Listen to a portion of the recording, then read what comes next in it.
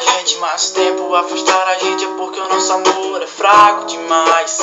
E amores fracos não merecem o meu tempo, não mais. Simplesmente sei que tudo que foi importante pra mim na minha vida se foi, então me fez ser assim. Dentro dessa armadura, nessa vida dura, não sou Indiana Jones, então sem aventura. Porque só tinha conhecido gente louca, tinha medo de um eu te amo sair da minha boca. Até que um dia ele saiu, eu gelei, te olhei, você disse eu também e sorriu. Louca o suficiente pra gostar de mim, corajosa o suficiente pra ir até o fim. Se eu tivesse te desenhado e te encomendado, teria feito exatamente assim. Ela me disse vai, eu disse eu já vou.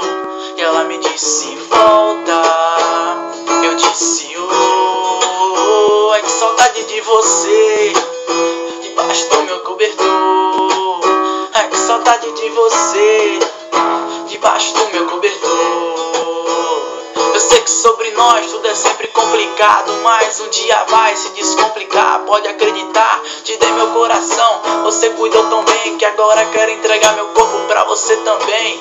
Hey, me disse eu tô errado, mina, mas algo me diz que a nossa vibe combina. Eu tava ali procurando o meu rumo pra seguir, que bom quando eu te vi tava tudo tão chato por aqui. Eterno nada é, posso dizer, mas vou fazer o possível pro nosso amor ser. Um dia a gente vai se ver, bem velhinho pelo espelho e eu cantando outra música pra você. Pois quando a gente se entrega pra vida, a vida só nos devolve coisas boas. Ela me deu você, eu vim nessa corrida que você é só você, e pessoas são pessoas. Ela me disse vai, eu disse eu já vou, já vou, já vou. E ela me disse volta, eu disse oi, o que?